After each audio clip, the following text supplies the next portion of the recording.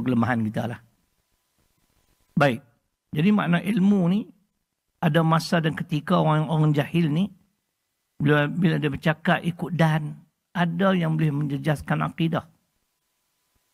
Dalam Quran, Al-Muddathir, surah ke-74, pada ayat 45. Tengok apa yang dijawab oleh penghuni neraka Saqar. Wa kunna nakhudu ma'al khaidin. Nah, saya tak pun terjemah, dengar elok. Ni kitab Pimpinan Ar-Rahman, surah ke-74, ayat 45. Wa kunna nakhudu ma'al khaidin. Dia kata sini, ayat tu hilang muka surat tu, mencuri je. Dan kami dahulu selalu mengambil bahagian, memperkatakan perkara yang salah bersama-sama orang-orang yang memperkatakannya. Orang kata satu benda, bagi contoh, ajaran Islam ni tak sesuai diamalkan masa kini. Kita pun tumpang tuai, tak boleh. Kalau kita tak faham, kita tak tahu, lebih baik duduk diam. Saya pun bukan tahu semua. Satu benda-benda saya tak tahu, saya duduk sengap lah. Hak kita tahu, kita bercakap. Tu. Bila bercakap ikut dan, tengok. Akhirnya dicampak ke dalam neraka Saqar, kesalahan, mengambil bahagian, memperkatakan perkara yang salah, bersama-sama orang-orang yang memperkatakannya. Hudud tak sesuai lagi. Diamalkan, dilaksanakan zaman kita ni. Tak boleh. Tapi kalau ada di sini yang duk kata hudud tak sesuai, saya nak abak ni. Dalam ni kata, bila sejuk, cerita jumpa, sejuk. Ke surat 858, surah ke-22 ayat 67. Likulli ummatin ja'alna man sakanhum nasiku. Fala yunazi'unnaka fil amr wad'u ila rabbik innaka ala hudan mustaqim. Cuba dengar. Ni contohlah. Orang kata hudud tak boleh. Zamanlah tak sesuai.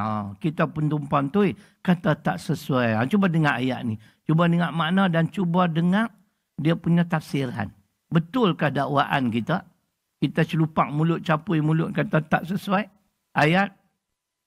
Bagi tiap-tiap umat kami adakan satu syariat yang tertentu untuk mereka ikuti dan jalankan. Maka janganlah ahli-ahli syariat yang lain membantahmu dalam urusan syariatmu. Dan serulah wahai Muhammad sallallahu alaihi wasallam umat manusia kepada agama Tuhanmu, kerana sesungguhnya engkau adalah berada di atas jalan yang lurus. Ini makna. Cuba dengar tafsiran ayat. Ayat saya baca suratul Hajj, surah ke-22 ayat 67. Ini tafsirannya. Yakni tiap-tiap umat yang telah lalu, Allah Ta'ala tetapkan syariat dan cara ibadah yang diwajibkan mereka menurutnya. Tetapi dengan kezahiran syariat Islam yang dibawa oleh Nabi Muhammad sallallahu alaihi wasallam yang diutus kepada umat manusia seluruhnya, maka mansuhlah syariat-syariat yang lain dan kekallah syariat Islam hingga ke hari kiamat sebagai syariat yang sesuai dengan segala tempat dan segala zaman. Tu kita tak sesuai siapa? Ayat Quran kata sesuai, ulama kata sesuai. Untuk menguatkan hujah bahawasanya syariat Islam ni sesuai, saya boleh bawa dua hadis.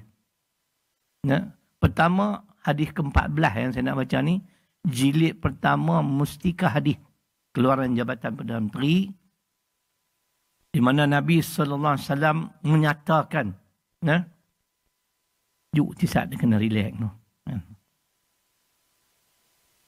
Di mana Nabi sallallahu alaihi wasallam menyatakan, "Lau bada lakum Musa fattaba'tumuhu wa taraktumuni la dhalaltum an sawa'is sabil walau kana hayyan wa adraka nubuwati lattaba'ani."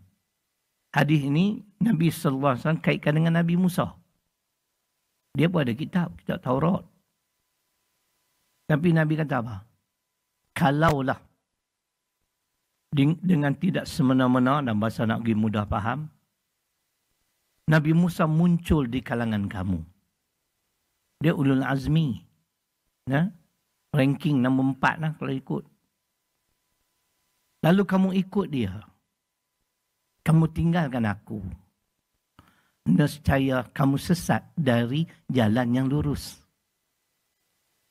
Kalau Musa hidup sezaman denganku, dia wajib kena ikut aku. Boleh faham tak? Syariat Nabi Musa tak boleh dah. Kalau dia hidup sezaman dengan Muhammad sallallahu alaihi wasallam, dia juga wajib kena ikut syariat Islam.